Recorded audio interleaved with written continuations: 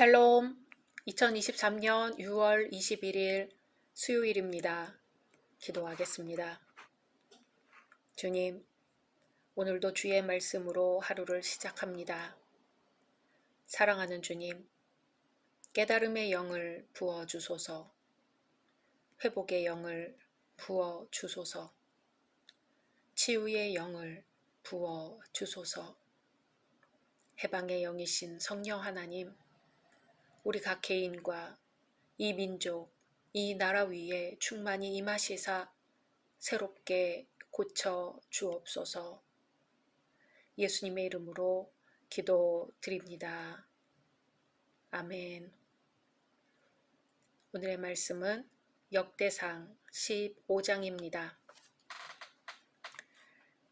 다윗이 다윗성에서 자기를 위하여 궁전을 세우고 또 하나님의 궤를 둘 곳을 마련하고 그것을 위하여 장막을 치고 다윗이 이르되 레위 사람 외에는 하나님의 궤를 맬 수 없나니 이는 여호와께서 그들을 택하사 여호와의 궤를 메고 영원히 그를 섬기게 하셨음이라 하고 다윗이 이스라엘 온 무리를 예루살렘으로 모으고 여호와의 궤를 그 마련한 곳으로 메어 올리고자 하여 다윗이 아론 자손과 레위 사람을 모으니 그핫 자손 중에 지도자 우리엘과 그의 형제가 120명이요 무라리 자손 중에 지도자 아사야와 그의 형제가 220명이요 게르솜 자손 중에 지도자 요엘과 그의 형제가 130명이요 엘리사반 자손 중에 지도자 스마야와 그의 형제가 200명이요 헤브론 자손 중에 지도자 엘리엘과 그의 형제가 80명이요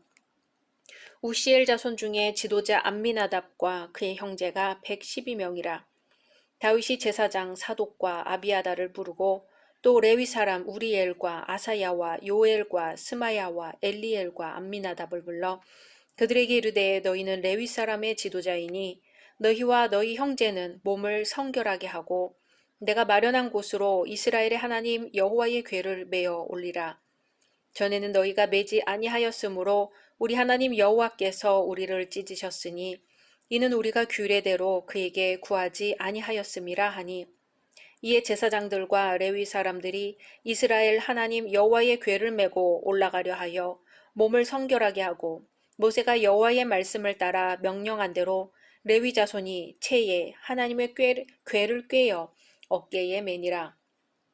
다윗이 레위 사람의 어른들에게 명령하여 그의 형제들을 노래하는 자들로 세우고 비파와 수금과 재금 등의 악기를 울려서 즐거운 소리를 크게 내라 하매 레위 사람이 요엘의 아들 헤만과 그의 형제 중 베레야의 아들 아삽과 그의 형제 무라리 자손 중에 구사야의 아들 에단을 세우고 그 다음으로 그들의 형제 스가랴와 벤과 야하시엘과 스미라못과 여히엘과 운니와 엘리압과 브나야와 마세야와 마띠디야와 엘리블레후와 믹네야와 문지기 오벳 에돔과 여히엘을 세우니 노래하는 자 헤만과 아삽과 에단은 놋 재금을 크게 치는 자요 스가랴와 아시엘과 스미라못과 여히엘과 운니와 엘리압과 마세야와 브나야는 비파를 타서 알라못에 맞추는 자요 마티디야와 엘리블레후와 믹네야와 오베데돔과 여이엘과 아사시아는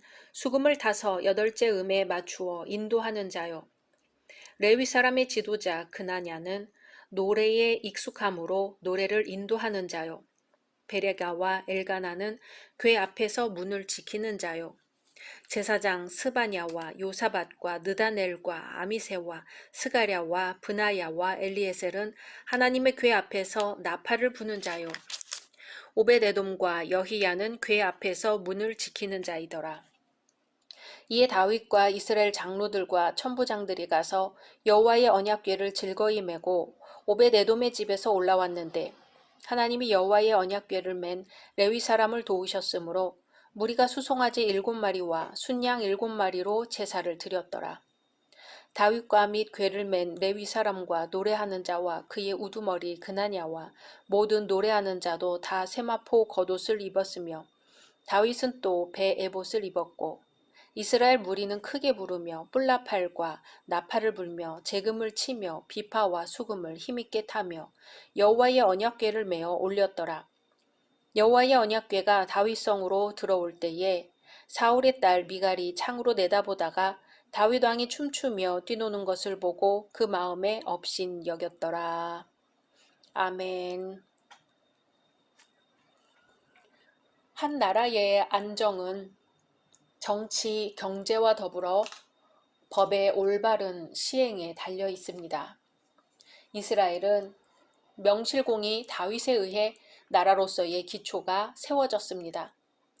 다윗이 이스라엘 왕이 되면서 왕국은 외부의 침입으로부터나 내적으로나 안정되어 갔습니다. 다윗은 왕국이 정치적으로 안정되자 왕국을 하나님의 말씀으로 통치하고자 했습니다. 왕국 자체가 하나님의 것이었기 때문입니다. 그래서 다윗은 하나님 통치의 핵심이 들어있는 언약궤를 다윗성으로 모셔오고자 했습니다. 그런데 언약궤를 옮겨오는 과정 중에 문제가 발생했습니다. 언약궤를 운반하던 우사가 죽임을 당하고 말았습니다. 그래서 다윗은 다윗성으로 언약궤를 모시기를 두려워하여 그것을 가드 사람 오벳에돔의 집으로 옮겨 놓았습니다. 그런데 하나님의 괴가 오벳에돔의 집에 석 달을 있는 동안 하나님께서 오벳에돔의 집에 복을 주셨습니다. 언약궤 자체에 문제가 있었던 것이 아니라 언약궤를 옮겨오는 방법에 문제가 있었던 것입니다. 다윗은 하나님의 궤를 수레에 싣고 왔는데 이것이 잘못되었던 것입니다. 하나님의 말씀에 의하면 하나님의 궤는 제사장들이 매도록 되어 있었기 때문입니다. 언약궤를 이동시키면서 언약을 어겼으니 탈이 날 수밖에요. 다윗은 후에 이 사실을 깨달았습니다. 그리고 다시 하나님의 궤를 모셔올 계획을 세워 시행합니다. 결국 다윗이 하나님의 궤를 모셔오는 2차 시도의 결과는 성공이었습니다. 다윗과 그 백성들은 어떻게 하나님의 궤를 다윗성으로 모셔오는 일에 성공할 수 있었을까요? 1절에서 15절은 다윗 왕이 언약궤를 옮기기 위해 준비하는 모습이 나옵니다. 이 단락을 보면 다윗 왕이 하나님의 궤를 예루살렘에 모셔오기 위해 얼마나 철저한 준비를 하였는가를 보여주고 있습니다. 우선 다윗 왕은 하나님의 궤를 모실 수 있는 처소를 마련하였습니다. 그가 하나님의 처소를 마련할 때는 다윗성을 최초로 건설할 때였습니다. 그러니까 하나님의 궤를 모셔오기 위해 자신의 왕궁을 건설할 때 그 처소를 마련한 것입니다. 우리는 여기서 다윗이 얼마나 하나님 중심적인 삶을 살았는지 발견할 수 있습니다. 왕으로서 왕궁을 세우는 것은 당연한 일이었지만 자신의 영광보다는 하나님의 영광을 앞세웠기에 다윗은 자신의 왕궁만을 세울 수 없었습니다. 그리하여 왕궁과 함께 하나님의 궤를 모실 처소를 건설하였던 것입니다. 하나님의 영광에 대한 다윗의 관심은 이후 성전을 건축하려는 열심 가운데서도 잘 나타납니다. 이렇듯 다윗의 뜨거운 관심과 열심은 이스라엘의 어떤 왕들 가운데서도 찾아볼 수 없는 지극한 것이었습니다. 뿐만 아니라 그 이후 다윗 왕은 하나님의 궤를 모실 수 있는 레위인들, 그 중에서도 특히 궤를 어깨에 메고 운반할 수 있는 그핫 자손들을 많이 불러 모았습니다. 레위인들을 소집한 것은 하나님의 규례대로 언약궤를 모셔오기 위함이었죠. 결코 하나님의 규례를 무시하지 않기 위해서였습니다.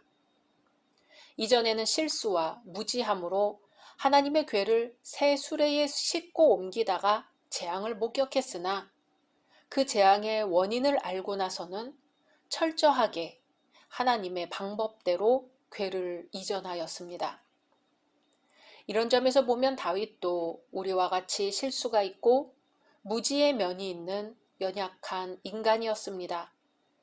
그러나 다윗은 일단 하나님의 말씀을 깨닫고부터는 그 말씀을 철저하게 순종하는 실천의 사람이었던 것입니다. 다윗 왕의 철저한 순종이 결국 그를 위대한 왕으로 만들었습니다. 또 다윗은 불러 모은 레위인들에게 몸을 성결하게 하라고 명령했습니다. 인간의 부정함이 거룩한 사역에 조금이라도 장애가 될 것을 방지하기 위함이었지요. 다윗의 명령을 통해 이번 사역을 성공적으로 마치기 위해 얼마나 철저하게 신경을 썼는가를 엿볼 수 있습니다. 온 마음과 정성을 다 쏟은 것입니다. 16절에서 24절은 하나님의 궤를 옮기는 일에 중추적인 역할을 맡은 레위인들을 소개하고 있습니다. 찬양대를 지휘하는 악사들을 언급하고 하나님의 궤를 운반하는 일에 책임을 맡은 사람들을 기록합니다. 여기에 소개된 인물들은 모두가 하나님으로부터 특별한 재능을 부여받았거나 적어도 하나님의 일을 위해 중요한 일을 맡은 자들입니다. 이들의 사역은 어느 누구나 자신이 원한다고 할 수 있는 일이 결코 아니었습니다. 이들의 사역은 오직 이들에게만 주어진 고유의 사역이었습니다. 하나님께서는 거룩한 직분을 수행하기에 앞서 합당한 은사를 이들에게 베푸셨던 것이지요. 그래서 이 가운데 어떤 사람은 지휘하는 재능을, 어떤 이는 노래하는 재능을, 또한 어떤 이는 연주하는 재능을, 그리고 어떤 이는 하나님의 궤를 지키는 재능을 부여받았던 것입니다. 그리고 이들이 자기의 재능을 성실하게 발휘했을 때 하나님의 거룩하신 사역이 훌륭하게 성취됩니다. 과연 교회의 모든 직분은 하나님으로부터 받은 여러 은사들로 이루어지며 각자의 성실한 봉사들이 교회를 머리로 해서 합해질 때 큰 역사를 이루게 됨을 알 수 있습니다. 25절에서 29절은 성공적으로 사역을 마치는 장면을 보여줍니다. 언약궤의 성공적인 운반을 위해서 제사를 드리는 온 이스라엘 무리들의 모습과 기쁨과 정성으로 하나님의 궤를 모셔오며 찬양하는 이스라엘의 태도, 춤추는 다윗 왕을 업신여기는 미갈의 속마음으로 구성되어 있습니다. 사무엘서에서는 극히 간략하게 언급되었지만 여기서는 자세히 기록되어 있습니다. 언약궤를 무사히 안치시킴으로 정치적, 종교적으로 안정되어가는 이스라엘의 모습을 나타내고 있습니다. 여기서 우리는 하나님의 궤를 모시는 자들이 소유한 전인격적인 섬김을 볼 수 있습니다. 먼저 이스라엘의 지도자 격인 왕과 장로들과 천부장들이 이 일에 모범을 보였다는 사실이 매우 중요합니다.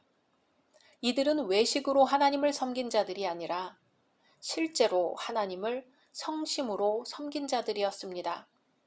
그래서 하나님의 궤를 모시고 오는 과정에서 온 이스라엘은 먼저 하나님께 제사를 드렸던 것입니다. 이 제사는 자신들이 하나님의 궤를 모셔올 수 있도록 기회를 주신 하나님께 감사를 드리는 의식이요.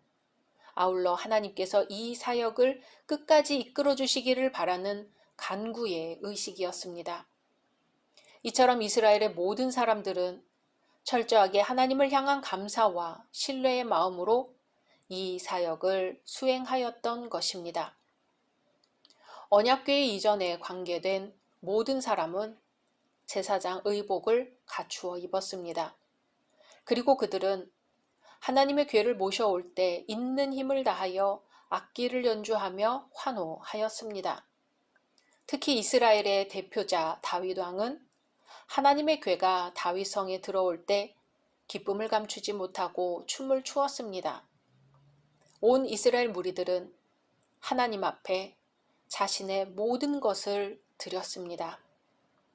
이 장면에서 우리는 그들의 외식이나 나태함 또는 형식적인 행위 등을 일절 발견할 수 없습니다. 오히려 마음과 뜻과 정성을 다하는 이스라엘 백성들의 섬김의 모습을 발견할 수 있을 뿐입니다. 바로 이러한 섬김의 자세로 하나님의 궤를 이전하였기 때문에 언약궤를 옮기는 사건이 진정한 의미를 가지는 것이고 그들에게 복이 되었던 것입니다. 하나님의 은총은 실로 성심을 다하여 하나님을 섬기는 자에게 임합니다. 하나님을 섬기는 자들은 외식을 버리고 자신의 모든 것을 바쳐 섬겨야 하는 것입니다. 사랑하는 열린 성도 여러분, 하나님의 말씀을 따라 사는 것이 성도의 본분입니다. 이스라엘 백성들은 하나님의 말씀을 따라 한마음으로 함께 궤를 옮겼습니다. 함께하는 곳에 아름다운 역사가 나타나고 혼자서는 상상할 수 없는 풍성한 역사가 일어납니다. 우리가 머리 대신 그리스도를 중심으로 큰 일이든 작은 일이든 함께 힘을 합할 때 성령님의 역사가 풍성하게 나타나게 될 것을 믿습니다. 각자 말씀 묵상하신 후 주기도문으로 마치겠습니다.